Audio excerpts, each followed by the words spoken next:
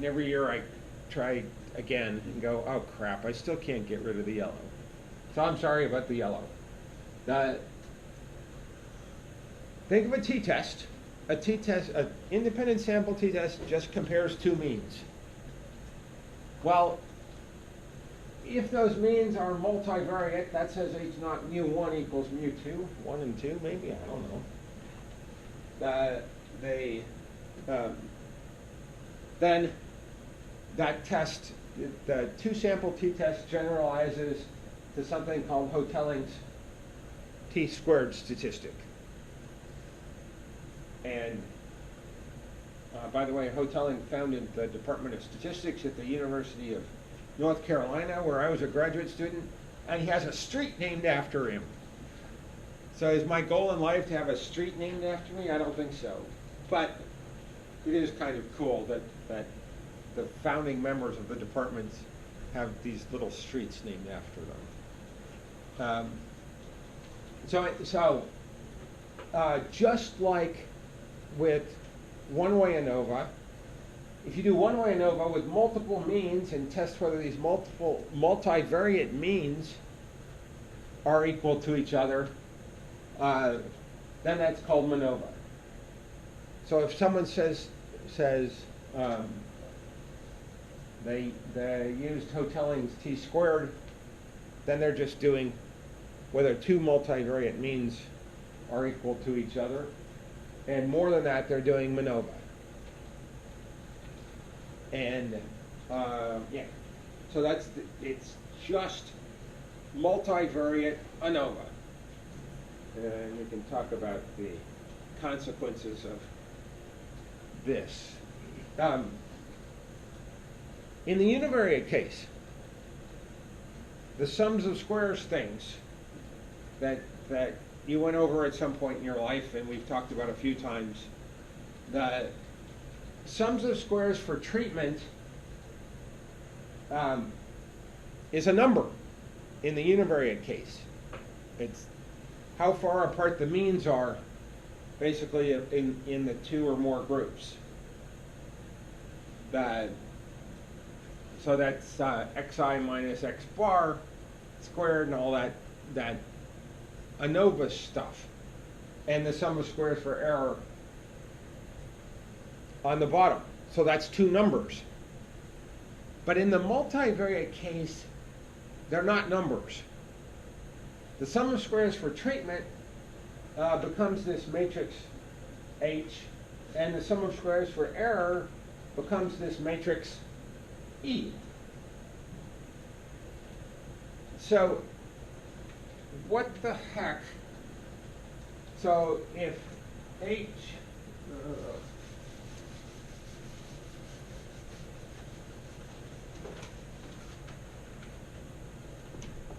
is equal to A, B, C, D. Oh boy. Maybe over the summer we'll figure out how to fix this situation.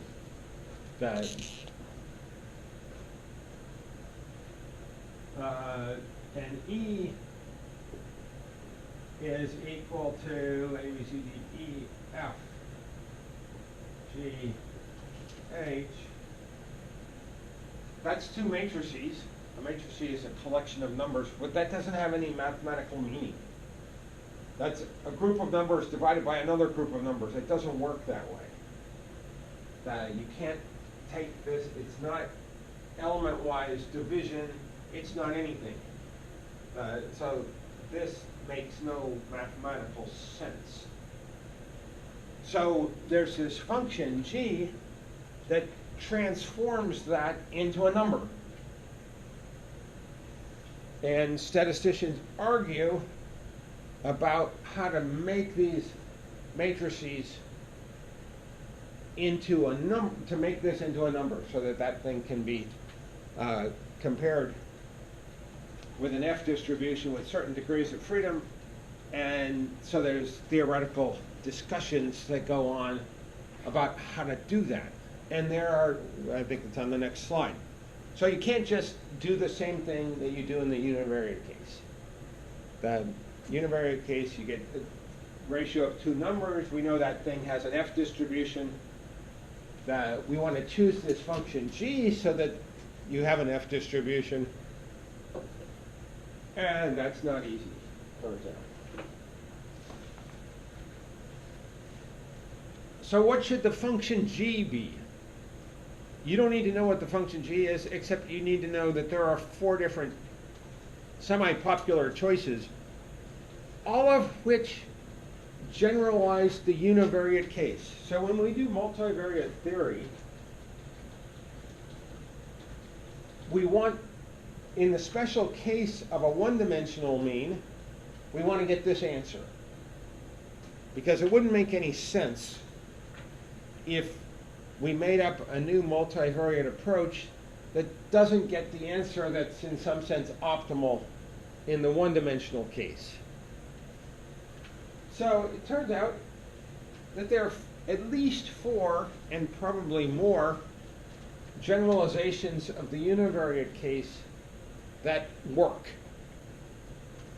So the first one uses something called a trace. A trace in a matrix is the sum of the diagonal elements.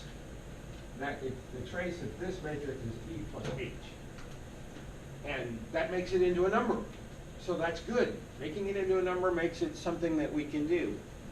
The inverse of a matrix is the mathematical reverse of what the matrix is. The determinant is another number that's very useful in linear algebra. Turns out it's the product of those two numbers minus the product of those two numbers. And it's useful in computational ways, and it has various applications in statistics and linear algebra. So it's another way.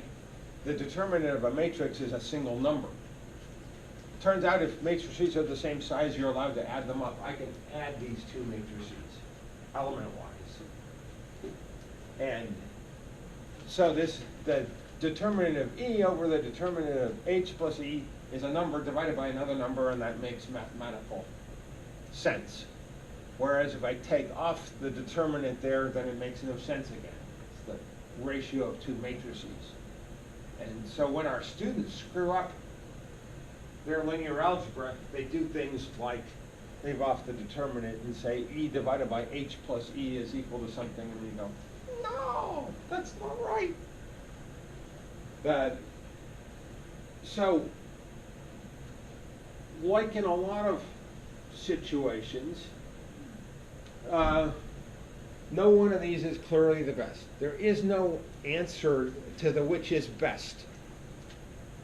In different situations, if we specify the situation, one of them will be best. That's all there is. For your particular situation, is one of them going to be best? I don't know. With enough work, I mean, if you really needed to know which one was best, then we could figure it out mathematically. Is that going to be worth it? Almost surely that's not worth it in your situation. Although if we were, there could be situations where you actually want to know which one is the best, and that would require a fair amount of research on your part, or more likely a mathematical statistician to look at your situation and say that, oh, really you should be using one of them. They all have names. We'll get to their names. But there is no, without a whole lot of work, you're not going to be able to decide which is best. In different journals, they have different preferences? No, not really. I'm not sure that's true. I would think it's possibly true, but really, you just use whichever one somebody used in the last paper, because it almost never matters. I've never been criticized by the statistician will criticize your choice.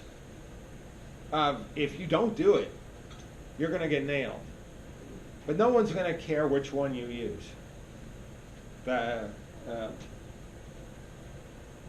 have I ever seen all four used? Never. They're on all the output. Literally every statistical package, it's different. They all produce all four p-values. The one you choose, I think, is completely up to you.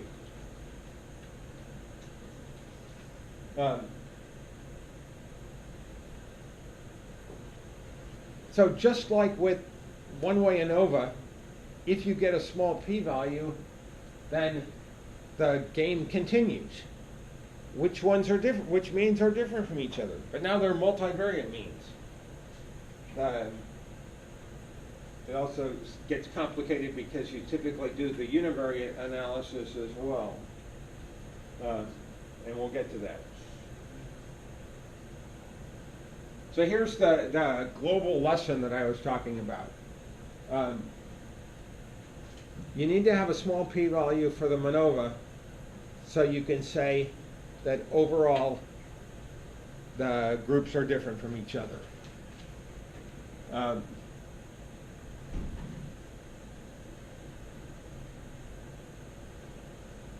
So the Bonferroni approach to multiple comparisons. If in the situations that we're talking about here, you can often do a Bonferroni correction, and we've discussed this before. Typically, people are 0.05 kind of people, and if you can use 0.05 divided by the number of groups that you have, then that's cool, and you can say that